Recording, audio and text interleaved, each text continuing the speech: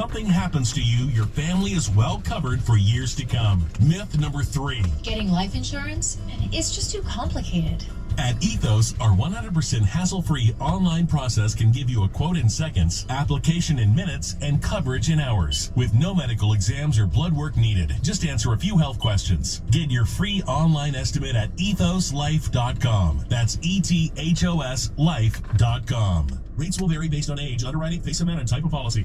Your healthcare is just that. It's your healthcare. It's yours. You are unique. God made you. So instead of being a number in a system, think about being a part of a community, one made for you. MediShare is healthcare sharing. It's not health insurance. It's a community of Christians who actually care about... Click off. I had a letter for every Monday up to August 12th. The following week, my letter was dated for that Wednesday.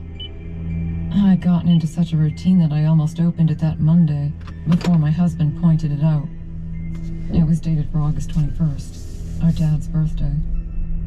It was a birthday card for Dad. It was written and signed just like Anne would have done if she were alive, and it made our father cry.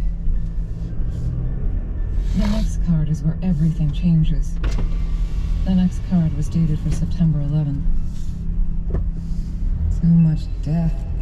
Their faces are so scarred. I've never seen anything like it. So much sadness and mourning. They weren't finished, little girl. They weren't ready. The card left me shaken and upset. It didn't make any sense.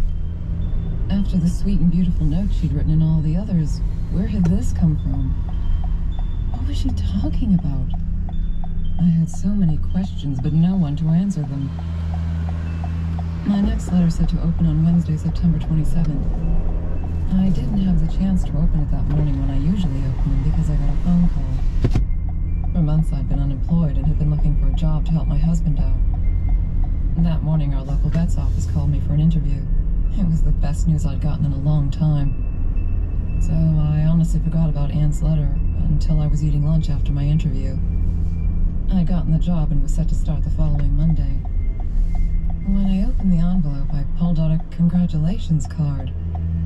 The inside was printed with a bunch of cheesy, "You did it, great job," and in the corner Anne had written, "I'm so proud of you. You'll do great." I felt elated. This was my first real job. I wasn't a waitress anymore, and I was excited to celebrate.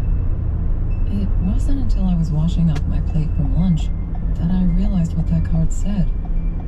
There was no way. It didn't make any sense. How could Anne possibly have known? Coincidence. There was no other explanation. The most recent card was dated for Monday, October 7th. This past Monday. I was relieved after the last two to be going back to the normal Mondays. This Monday morning was hell. Both my husband and I woke up half an hour late. I was in a huge rush getting ready and shoved a letter into my purse along with a cereal bar. My husband drives a lot for work, so instead of going into work, his boss assigned him a place near home to drive over to quickly. I was at the computer in the lobby, about to open my letter, when my cell phone rang. My husband never calls me during work, since I'm not allowed personal calls, so seeing his number made my heart drop. It was the city hospital. They said he'd been rushed in from a bad wreck and that I was under his emergency contacts. I told them who I was and told them I would be there in less than 15 minutes. At the hospital, the receptionist couldn't allow me back. My husband was undergoing intensive surgery after the damage from the wreck. She couldn't provide me with any more details of what had happened, except that there was some head trauma and that he'd been pinned in. I was hysterical, but I managed to calm myself down and take a seat. I knew the doctor would come to me with any information as soon as possible. In the meantime, I needed to let my mother-in-law know, and my own mom. I reached into my purse for my cell phone and felt Anne's letter. I pulled it out, I opened it. It was a get well soon card. There was a bunny with a bandage wrapped around its head. My hands were shaking as I opened the card. "It's going to be fine, baby sister. The Sometimes bad things happen in life that you aren't meant to understand. It will only hurt more if you try to make sense of these things.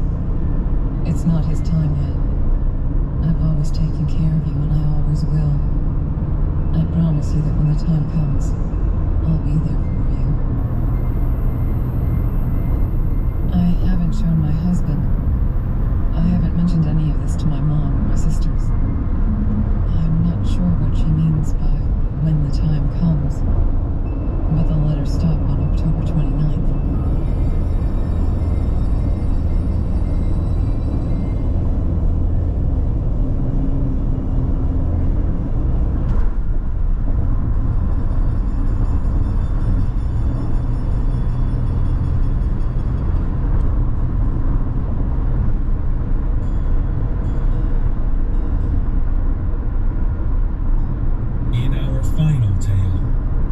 Shares a strange experience that took place in his neighborhood when he was a teen. As author Trevor Bolter shares, very few people want to discuss what really happened that day, but he will always remember what he witnessed, because he was there, and he tells us what the paperboy saw.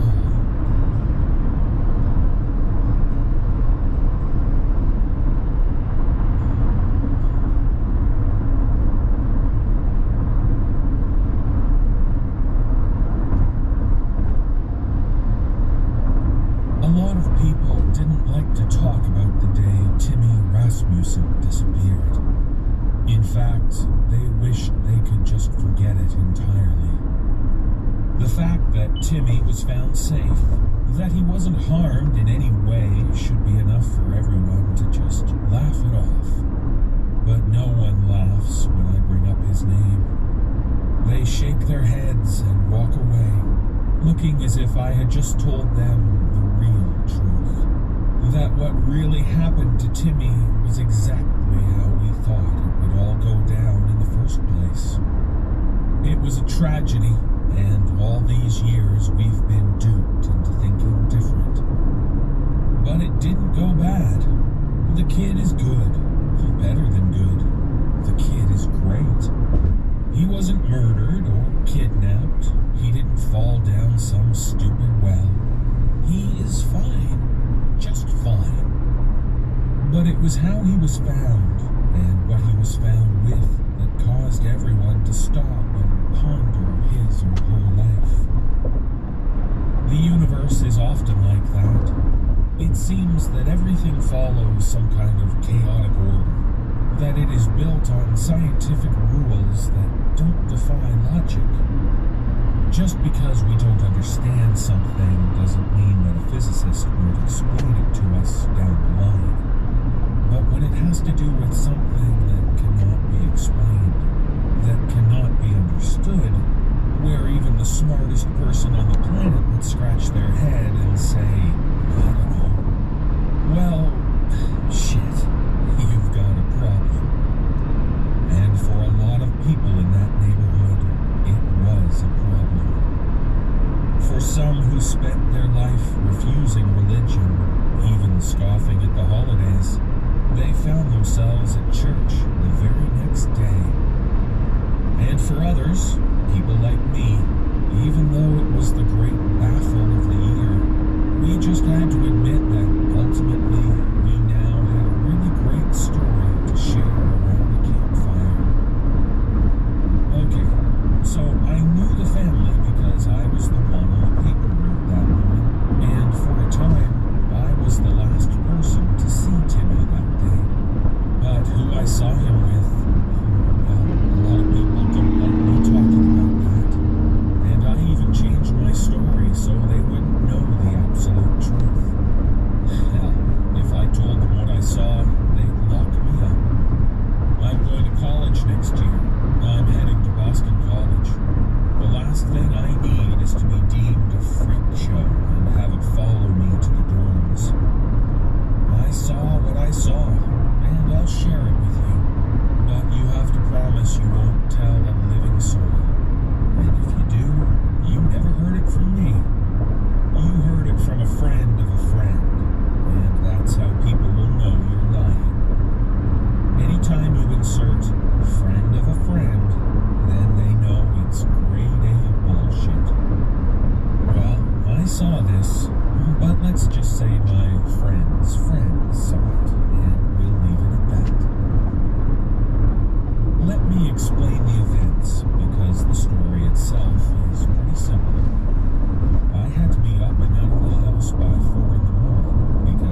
had swim practice at 6:30 sharp. That gave me 2 hours to complete the route on my bike. It wasn't winter yet, so I couldn't con my parents into driving me around. And being that I was 14 at the time, it was expected that I do my job. That was the grand rule in the house. You take a job, you complete it. And I think that's a good rule. And sure, slinging newspapers wasn't the most lucrative job. But when you think about all the free time I had after class, while my friends were schlepping to their jobs at the bakery or yogurt shop, I was doing all right. I had to go to bed early, but I would have done that anyway with the swimming. So maybe I was a little foggy, because the Rasmussen house is not far from my own, and since Ben Dixon drops the stacks of paper off at my house, I simply have to roll them and wrap them with a rubber band. This takes me 15 minutes. I got to be pretty quick at it, and in some ways I could do it while I was still asleep, so I always consider that time of the morning as my little cat nap. Once they are rolled and bound, I stick them in my bags and sling them over my body. I climb on my bike and I get to work. I always wear headphones, and that morning I was listening to Metallica's Black Album. Great tunes to ride to, and even though it's strictly forbidden to wear them, according to the Paperboy rulebook, who's gonna say anything when it's as dark as it is? So I'm throwing the paper, hitting my marks, and jamming out to Enter Sandman, which I have set on repeat. And yes, the irony does not escape me. Everything...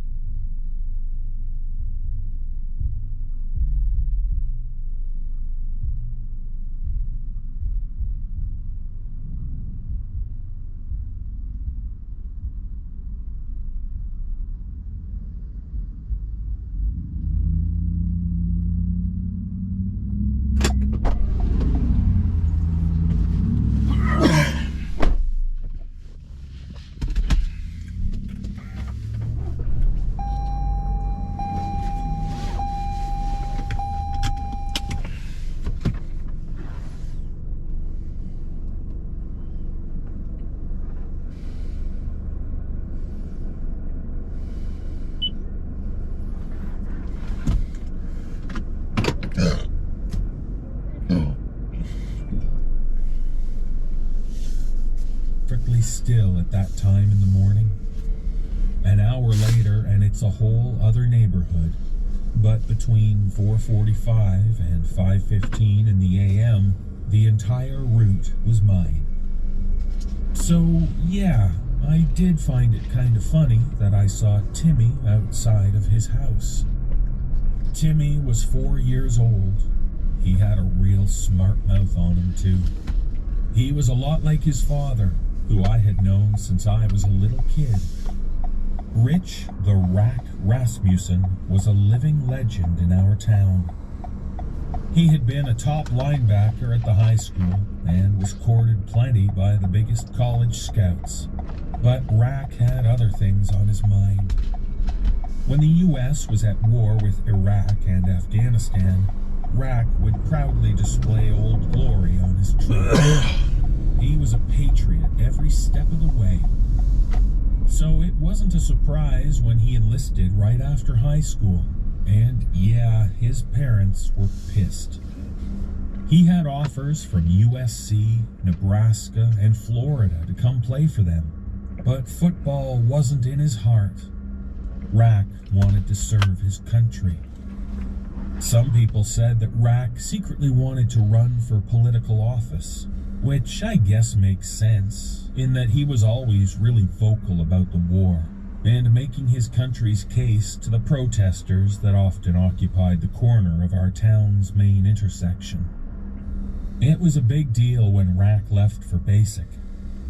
He had a girlfriend who was crushed, parents who felt let down, and friends who continued to scratch their heads.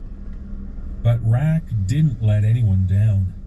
He did well in basic, was an expert marksman by the time he got out, and was first in line to head straight to Afghanistan as Iraq wound down. After his first tour, Rack received a Purple Heart for taking some shrapnel when an IED exploded. Rack brushed it off and saved a couple of guys from the insurgents who were lying in wait for that bomb to explode. He didn't receive a congressional medal or anything, but his name was in the paper, and except for some nasty gashes on his upper arms and neck, he was completely fine. You would have thought that with a note of merit and a Purple Heart, Rack would have ended his tour of duty right then and there. But nope, Rack didn't want to. He wanted to go back to the craziness of war. And before he left, he met a nice girl named Cindy. They got married, and she was already pregnant by the time he left. Rack was promoted to staff sergeant, and that was as far as he was going to go unless he started taking college classes, and then applied for officer training school. So Rack, being the stubborn son of a bitch that he was, got down to work and completed his college degree in 2 years. The man was possessed, and he did well in school, and that's where the rumor about him running for office started to crop up. This man had the brains, he certainly had the brawn, and goddamn if he didn't have incredible determination. Their son, Timmy, was their pride and joy. They bought a house near my parents', and Rack always waved when I rode by. His sister used to babysit me, and Rack was sometimes forced to come with her. Rack liked my video games, so he was never annoyed when he had to come by to visit. But we were worlds apart. He was 23, and I was just 14, and I had only started on my paper route. Rack was called to duty again, but this time he was an officer, and people said he was excited.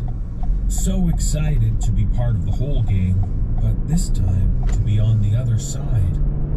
I guess it's like being asked to join the varsity team instead of playing in the junior varsity league all the time. But I think that analogy is pretty crappy, because you don't equate soldiers with a pansy JV team. I don't know. The point of the story is, Rack was a great soldier, a good husband, and a loving dad. He had at it all. So that morning, when I was slinging the paper this way and that, I did find it odd that Timmy was outside his home, wearing a jacket and jeans, and a little cap with a furry ball at the end. But then I saw Rack, dressed as a soldier, and not his civilian gear, which was usually shorts and a t-shirt. Yes, even during the winter. Rack grabbed his son's hand, and they walked down the street together. I remember watching them as I passed by, as Timmy looked at his dad in awe and tried his best to keep up with the long strides of his father's legs. I remember this because I remember waving at Rack and saying hi. And like I said, Rack always waved back, except for that morning, and I do remember thinking it was strange. But then again, I was listening to my music and I was slinging papers, so I could have missed it. The rest of my route went without a hitch, and I was off to swim practice and then school. And it wasn't until I returned home a little after 3 that I saw all hell had broken loose in our neighborhood. There were half a dozen police cars, a couple of fire trucks, and Cindy Rasmussen crying on the front lawn. Friends surrounded her, and I didn't know what to make of it. How can you? I mean, pandemonium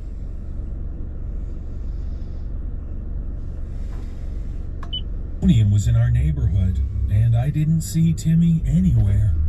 And that was the problem. Timmy was missing. I got back home and my house was abuzz. My mother gave me the scoop as soon as I asked. Timmy wasn't in his bed when Cindy woke up in the morning, and no one had seen him since. I had started to tell her, well, has anyone talked to Rack? Because I saw him. But the telephone rang, and looking back at that, I'm pretty glad that it did. Another neighbor was gathering up a search party, so all of us had to get to work. We got together down the street, and it was your usual fare for missing kids. Timmy was last seen wearing Pokemon pajamas and might be carrying a teddy bear. Of course, I knew that Timmy was wearing a jacket and jeans and a little hat, but I kept my mouth shut. I'd volunteer the information when I needed to, but I kept thinking, why is everyone freaking out? He's with his dad.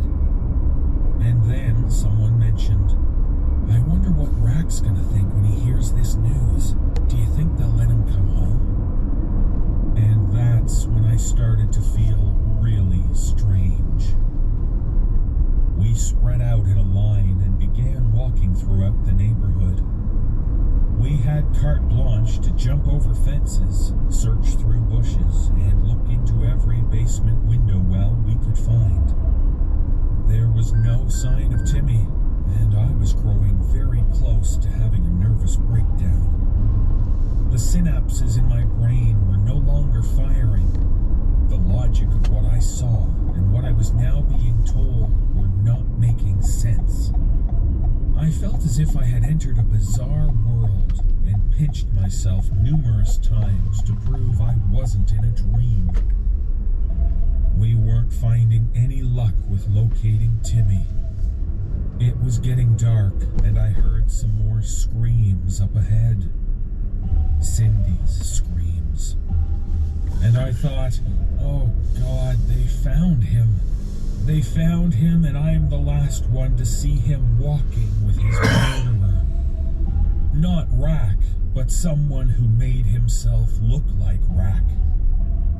I was close to throwing up, but we all had to see what was up, and we headed to Rack and Cindy's house, where we saw her with a couple of uniformed army officers. Cindy wailed, and then there was silence, because Cindy fell to the ground in a heap. She had fainted. And then it was right at that moment